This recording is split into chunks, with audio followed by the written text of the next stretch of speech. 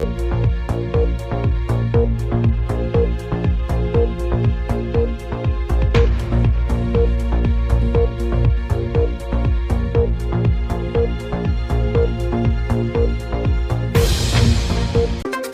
الله والسلام عليكم. أهلا بكم في قناة مريم ديزات. صلوا على رسول الله. تابعوا معنا الفيديو حتى النهاية. عرب يزورون الجزائر لأول مرة. الفيديو بعد قليل، لكن لا تنسوا دعمنا باللايك. سبحانه وتعالى وأمانة، يعني لازم أقوله. طبعا أنا عندي ولدي يدرس برا وعنده زملاء جزائريين، تمام؟ ايه تسمعوني؟ ايه اسمعك. المهم طال عمرك، فحصلوا على إجازة. الشباب أصدقائه الجزائريين نزلوا على الجزائر وهو نزل على جدة. فلما جاء هنا قالوا له ما دام احنا في إجازة نبغاك تجي عندنا ضيف زيارة. ايه فأرسلوا له دعوة، أخذ الدعوة وداها الملحقية هنا أبو عبد الله في جدة، وما طولت، قعدت 3 أيام تقريبا أو يومين. في شباب هنا كمان في الملحقية لما قال لهم أنا رايح ضيف اهتموا في موضوعه وطلعوا له الفيزا، لأن لو بدون دعوة يمكن تأخر شوية. المهم طال عمرك، الولد قال لي يا أبوي أنا بسافر عند أصحابي هناك وبروح عندهم وهذا. قلت خلاص الله ييسر أمرك. المهم طال عمرك، هو لما كان يدرس برا، الجزائريين هذول اصلا مقيمين في البلد، ابوهم تاجر تقريبا او حاجه زي كذا، عنده بيت ملك. فانا قبل كذا وصيته، قلت له تكفى الولد ولدك وانت لك اللحم وانا لي العظم. قال خلاص اتركوا هذا ولدي. والله يا ابو عبد الله قسما بالله للامانه، طبعا انت تعرف لما يكون ولدك خارج في الغربه صحيح توصي عليه واحد. فكان قال لي جزائري هذا الشايب، انا ما اعرفه، كل الكلام هذا بالتليفون. تمام، لأن أولادي أنا كلهم دراستهم كانت برا، عندي أطباء وعندي الولد هذا بس، ما عندي له هو ولد وحيد. ما شاء الله، ولد وحيد بس. إي والله الله يخلي لك. الله يخلي لك. أخواته الحمد لله طبيبات آمين يا رب. الله يحفظك. فالمهم يا طويل العمر سافر الولد. أنا كلمت عمر خوينا تعرفونه اللي مع كريم. ايوه هو كلمته بالتليفون، قلت الولد ترى جاي ضيف عندكم. قال خلاص هذا رقمي وخليه يتواصل معايا، وولدك ولدنا وضيفنا. ما قصر الرجل. المهم سافر الولد طال عمرك، جمعت له فلوس من هنا واخذها معاه وراح. استقبلوه اصحابه هناك وابوهم في المطار، واخذوه ومشوه ودوه منطقه اسمها بجايه، وودوه رحله صيد، وودوه والله العظيم والله وبالله وتالله اني كل يوم اتواصل معاه قسما بالله، مبسوط وفرحان في اصحابه. رجال يروح عند رجال، راح عند رجال. اي والله العظيم، واستضافوه وودوه ما خلوه مكان، وشاف مناطق وشاف دنيا. فسالته انا لما رجع هنا، رجع عندي هنا، قال والله يا ابويا من اول يوم. قلت له طيب ليه ما كلمت عمر صاحبي؟ قال يا ابويا وين اكلم الناس، ما خلوا لي مجال، الناس تعاملوا معي يا ابويا. اي والله العظيم يا شباب قسما بالله العظيم ان هذا اللي حصل. ما هو زي ابو منطقه هذول، ابو منطقه هذول مشكله. ابو منطقه يا رجل فلوس اللي سافر فيها ما صرف منها يمكن تقريبا حتى 2000 ريال او 3000 ريال. قلت له يا ابوي ايش بك انت ما صرفت؟ قال لي يا ابوي الناس ما خلوني احط يدي في جيبي، الناس انا خلوني احط يدي في جيبي، الناس انا عمرك. لما جاء رجع هو من هناك حملوه بهدايا، قالوا هذا الهدايا لابوك. ارسلوا لي ملابس وارسلوا لي دنيا وارسلوا لي عطورات وارسلوا لي، يعني قسما بالله العظيم. فانا استغرب يعني. فسالته قلت له بالله كيف يا ولدي؟ قال قسما بالله يا ابوي كانك في السعوديه، الحشمه والكرامه والتقدير والشرف. يقول ما في الكلام هذا اللي نسمعه في البرامج هذه. ما في رجال عارفهم رجال. يقول ما في.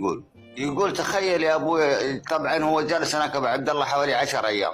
يقول قسما بالله يا ابوي النسوان هذول ما اشوفهم ولا يشوفوني نهائي. يقول اذا كان شفت احد في الشارع في سيارته ولا شيء ولا رايح عمله ولا ما في، يقول الكلام هذا نهائي. Assalamu alaikum. My name is Chris. I'm better known as Authentic Traveling on Instagram, TikTok, and YouTube. I am back in Algeria for my second time. It is so exciting to be here.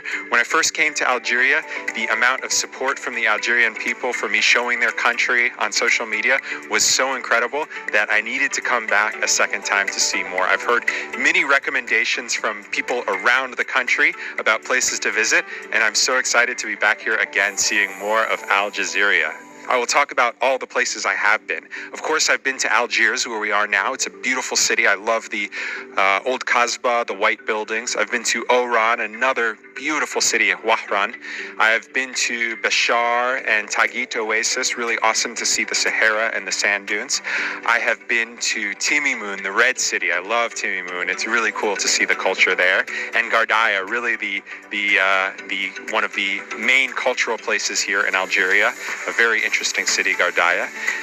I've also been to Constantine.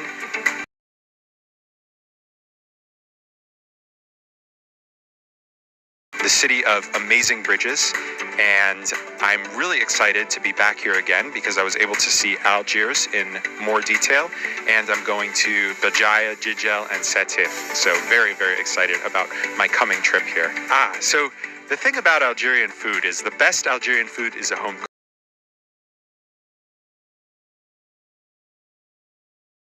I found the Algerian people are so friendly in this way, so welcoming. Just as an example, I use to get around, and they always want to call me and ask me, where am I?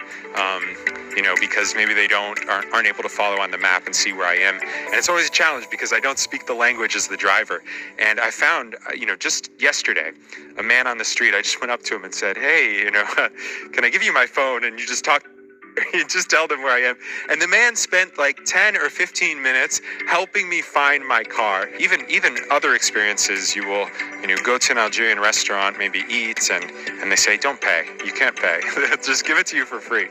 That's something that's so unique about Algeria. If you want to be an Algerian, the steps. Number one, Algerians, they love wearing black clothes. You have all black clothes. That's the number one. I see people, they wear a lot of black. Number two, you have to drink those very small coffees in a cafe. That's critical. And number three, to be Algerian, you have to invite someone you don't know, a complete stranger, to your home, or be incredibly kind with them.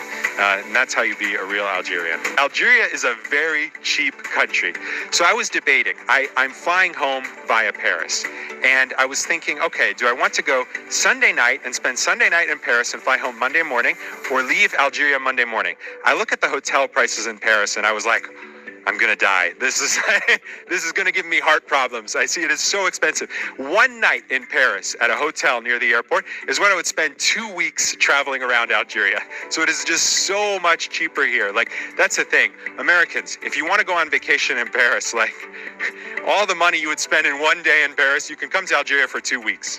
I will say the other thing about Algeria, my last trip to Algeria, I exchanged 100 euros. And by the end of the trip, that's all I spent. And it was like, how do you spend 1 week in Algeria and only spend 100 euros? It was because people they kept feeding me. They kept giving me everything. I didn't have to spend any money. Everyone was so kind. Shab Jazeri Nahabub. Shab Jazeri Nahabakum Bazef. إذا نشكركم جزيل الشكر على المشاهدة. نلتقي في فيديوهات جديدة إن شاء الله. ما تنسوش لايك واشتراك في القناة، والسلام عليكم.